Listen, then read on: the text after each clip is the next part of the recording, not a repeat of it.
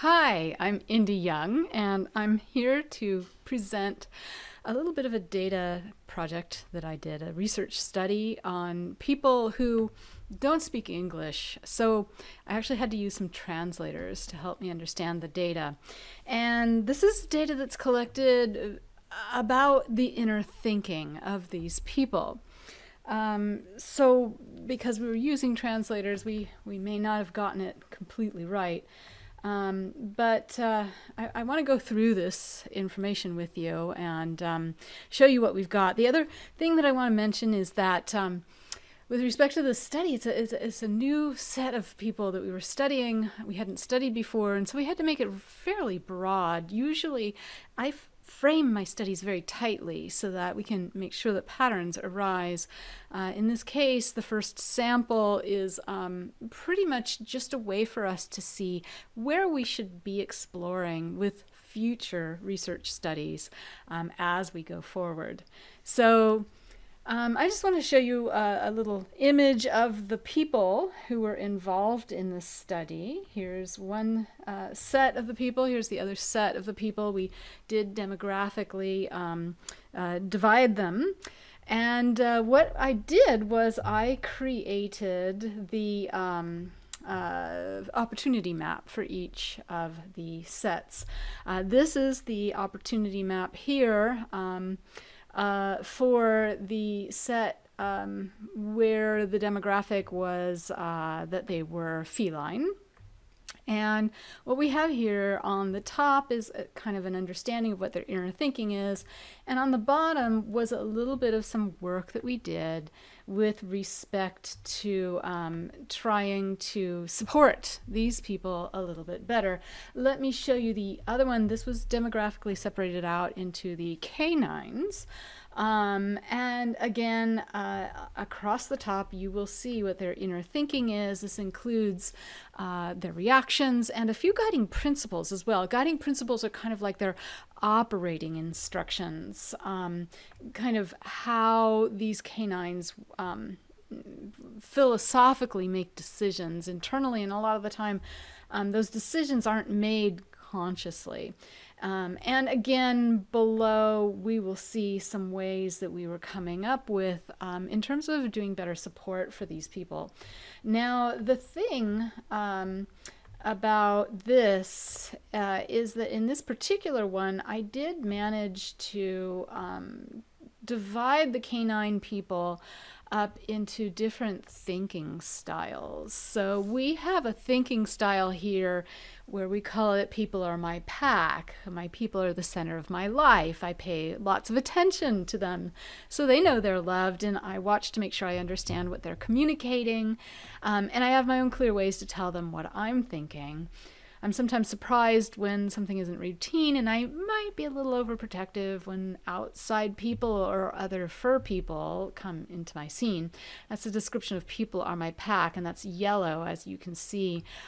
So one of the things that we do when we're looking at how to support people is try to create our support specific to a thinking style. Not just a generic average canine. Let's make it specific to people are my pack. Or maybe the other one, the other two, one of them is called do the right thing. The other is called the sensitive world. And do the right thing, you know, there's stuff I want to see happen. I try to make it happen right. I use barking or staring or hurting to make it happen. And it's super pleasing when it goes the way that I want, but it's super upsetting when it doesn't. So you may know some canines who kind of have this philosophy.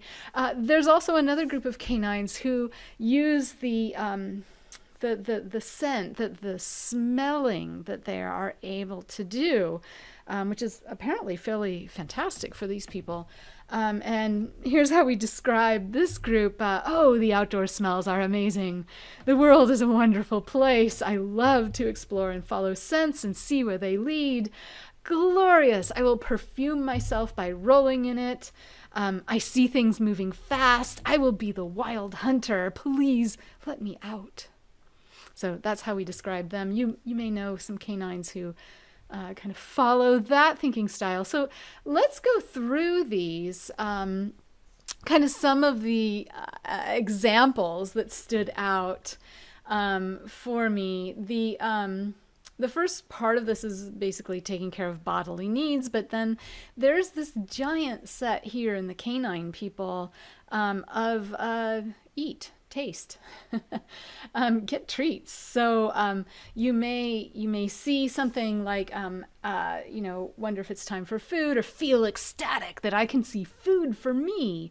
And you can see the different thinking styles in here. We've got people are my pack, and we've also got the sensitive world people. Follow the bowl procedure or not. Some canines like to follow the bowl procedure. Enjoy this food. Try to get better food. A lot of the canines, and here we see a lot of the, do the right thing type of thinking style, and also the sensitive world thinking style. They're trying to get better food because this is kind of key to their philosophy, the way that they operate in the world. Beg for a treat. You've probably seen some canine people doing this. I especially like this last one, accept a treat that surprisingly turns into something else. Go in the crate to eat the treat that is for me, and then feel surprised that the treat was a trick to get a leash on me at the park. So the canine people are doing what's expected of them, and sometimes it turns on them. A little surprising. This next thing for the canine people is make sure I am included. But before we go there, I want to switch over to the feline people. And I want to take us over to a comparable area, which is called obtain food. Now, the whole thing is making sure that there's food in my dish and moving into position when I hear food. Now, for the feline people, apparently the sense of hearing is the very key thing. For this set of data, we did not have enough depth to actually create thinking styles, so we'll have to do some more work on that. But moving into position when I hearing is super key, and also get in position for the best possibility of getting the humans food. The feline people are not embarrassed about hopping up on the table and trying to have a meal together with the furless people. Also, they're happy to work at getting food, and I think that I wanted to compare kind of the food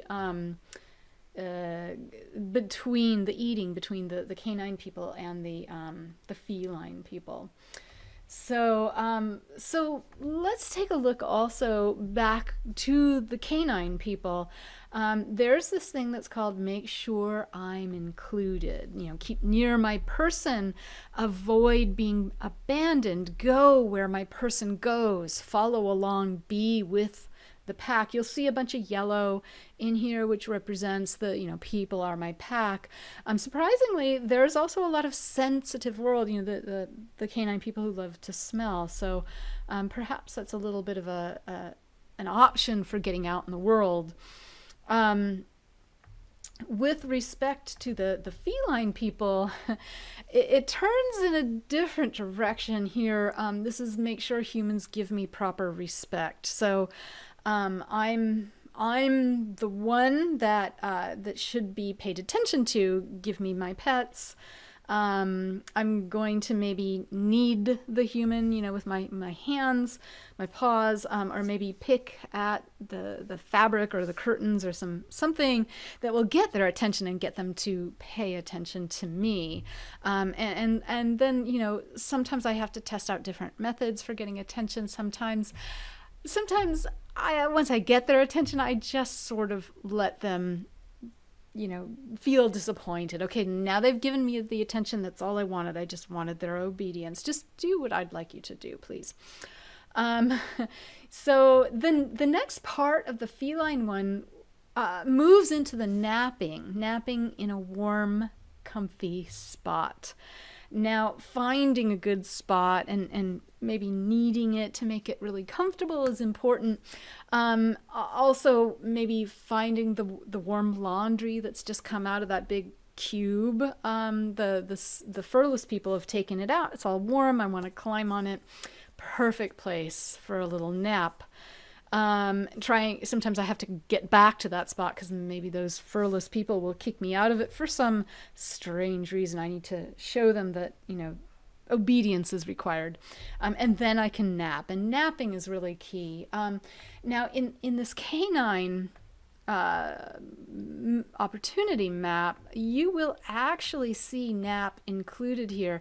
But it showed up kind of at the end, after going outside, after playing, after getting rubbed and cuddled. They also have a nap section, but it's more like, oh my God, I'm so tired. I must nap. I must fall here on the couch or on the bed. Or maybe it's just dark, and maybe I'll be annoyed when people wake me up. So sometimes the canine people also maybe manufacture a little bit more body heat, and so they're looking for a cool place to lie down on. But let's get back to this part here right before, which was play for the canine people. Feel happy to see playmates. Oh, it's so great to see these other canine people, and now we can chase and be chased. And chasing and running and that kind of thing, maybe at the dog park, maybe in the backyard. This is important. Tugging and pulling.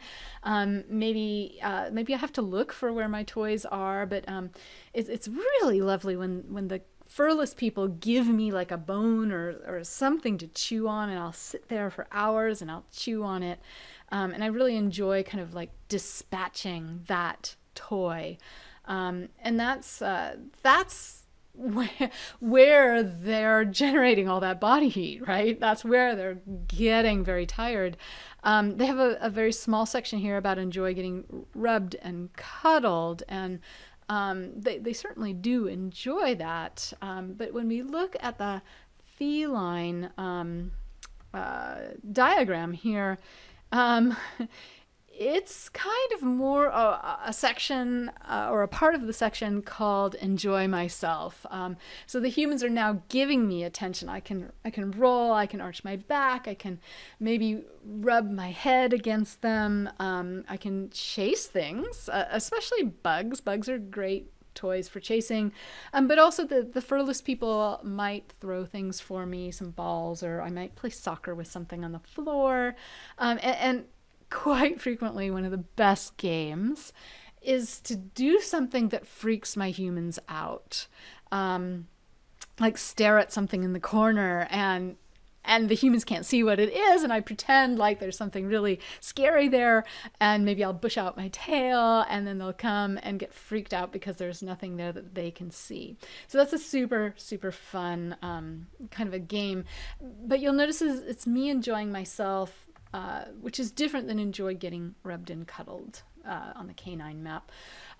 Let's take a look here, though. The canines, I called this whole study eat, smell, prey, and this whole prey instinct and the chase instinct is kind of important to the canines. Especially when they catch something out of the side of their peripheral vision. It's also very important to the felines. So this is something that the two demographics definitely have in common. Let me see if I can tie it in, though, that with respect to the canines, when hunting something, right? When dispatching a squirrel, say, I might take it and maybe mark myself with it. I may ripen that squirrel for a little bit later until it smells really delicious, and then maybe I'll roll in it. Smell, like I said earlier, is very, very important. I get very distracted by it. Even the thinking style of people are my pack. Sometimes I'll get to the park, my people have taken me out, and the smells are so amazing, I will ignore the ball throwing that they're doing for me. One of these dogs in the study was talking about going on a big backpacking trip and almost getting lost because he walked for miles off the trail exploring these scents. And he was a people as my pack, kind of a thinking style. On the other hand, with the felines, this section about make sure I look good, we didn't have enough felines in our study, so it doesn't look that big, but very important is to appear cool and collected, appear sleek, make sure that I'm well groomed and I look good. If if something like I fell off the windowsill or something, I will pretend it didn't happen by grooming myself. That's usually the best way of showing that was what I meant to do and it's really a part of me looking good. The canines differ in terms of that. With respect to the felines, though, there was this section about making sure my domain is safe. Watching outside the window, watching the wildlife out there, the birds especially, watching the traffic go by, watching more birds, maybe pretending like I'm going to pounce on those birds. When a stranger comes into the house, getting to know who that stranger is, finding out about them. And on the canine side, there's this section, I have to scroll back to it over here, which was all about, I mentioned to make sure that I am included. I'm looking for my greet. Here we are, greet and say goodbye and say thank you. So this is, I would have thought this mental space would be dominated by the people or my pack. It doesn't seem to be dominated by the yellow. Very much all about greet people, greet my people. Maybe I haven't seen my people in a little while. Wow, I'm so glad to see them again.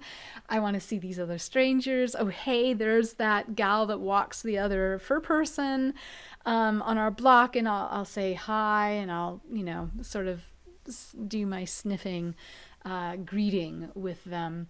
And that's a very big part of my my life as a canine, whereas as the feline, it's a little bit more, they're a little bit more aloof. It's a little bit more related only to when strangers come into the house. I want to dwell on this section, though, in the canine area about get outside.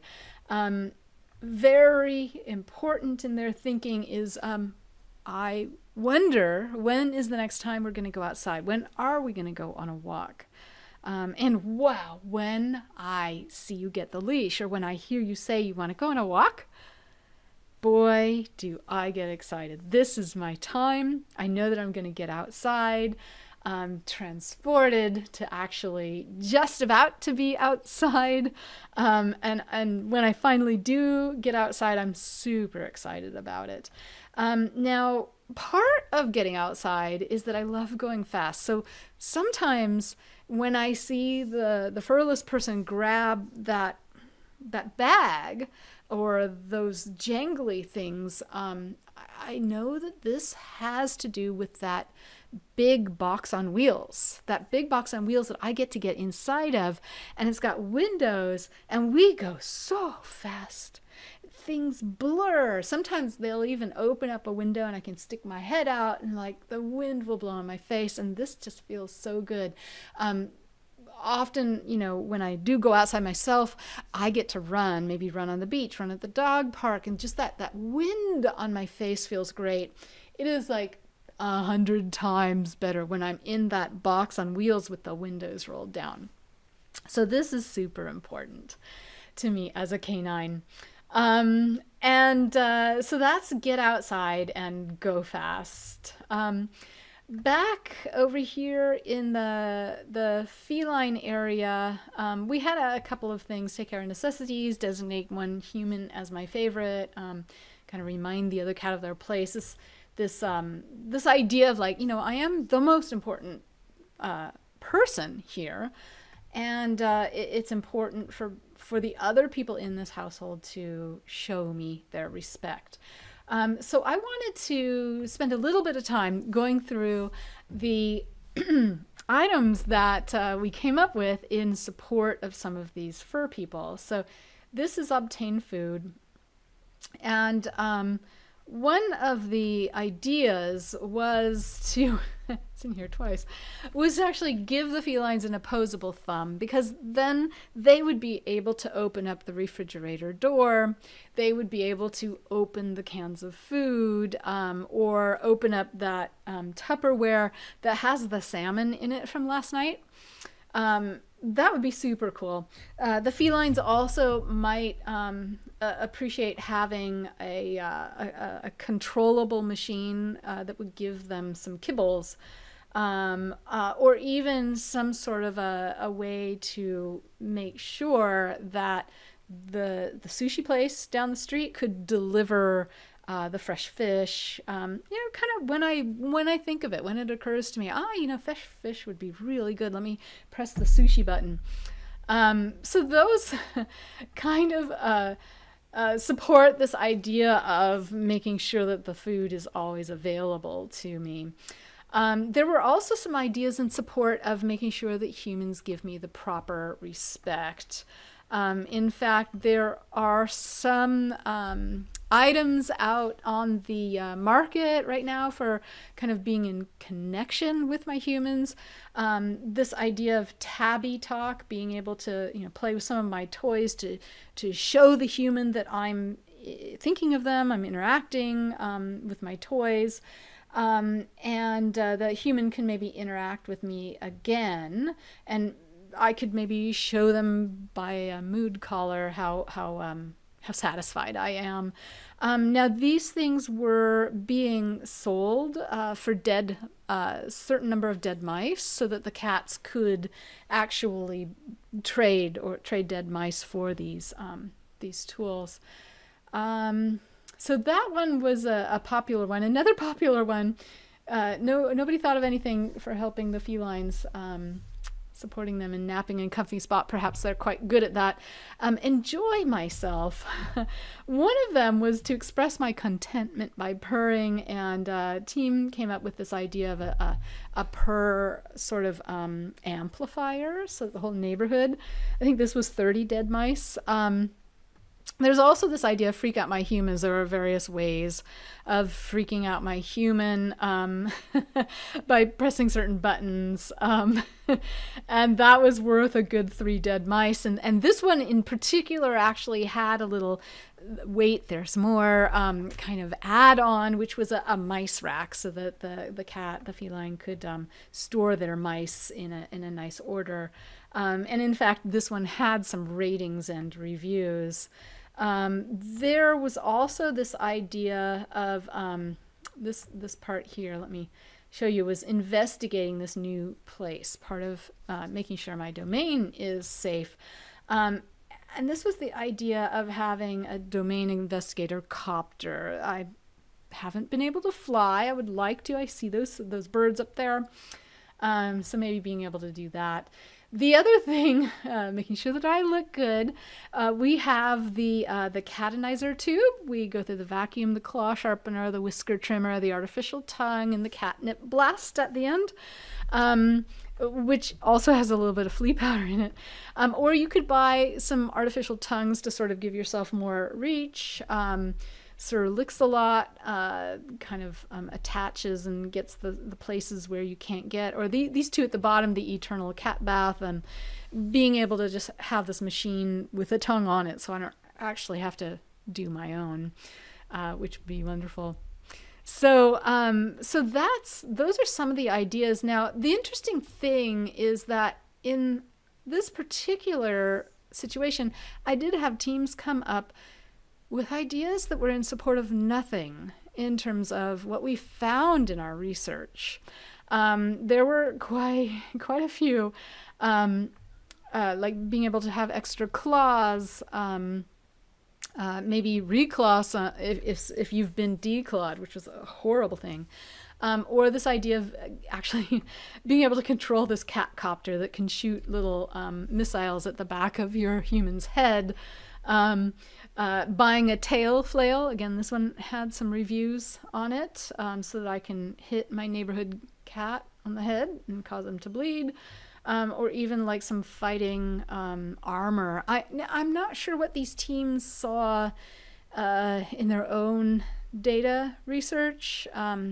These ideas must have come from somewhere, but I prefer to use the actual data from the participants and look at their perspective rather than try to make up ideas based on our own team's perspective, because our own team's perspective is fairly localized and really just looking at the way that we see the world from our own perspective.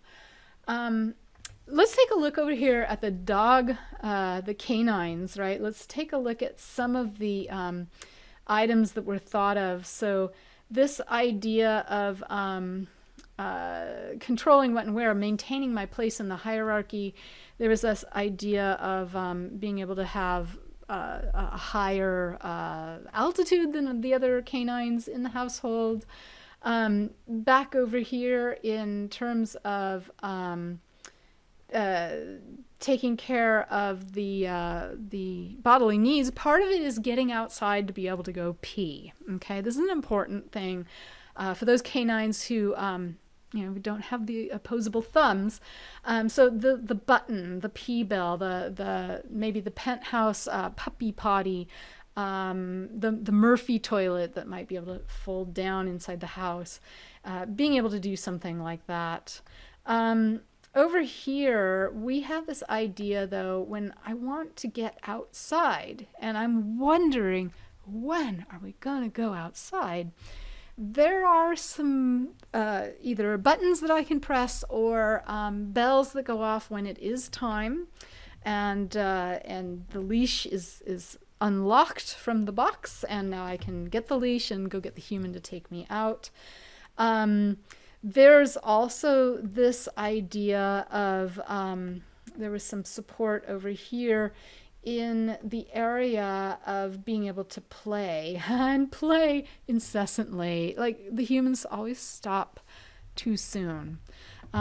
So as a part of this play pack, I've got this little shirt that I can put on, don't stop until I stop.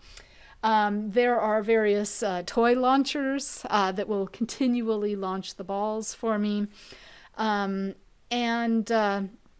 This is something that the canines were really actually kind of interested in, being able to launch these things. So just as a sort of a summary, I just wanted to say that, again, this is the initial data. It was a very broad study, and these are giving us some various ideas where to go explore more deeply. The thinking styles that we understood from the canine demographic, we could maybe explore one of those thinking styles more deeply.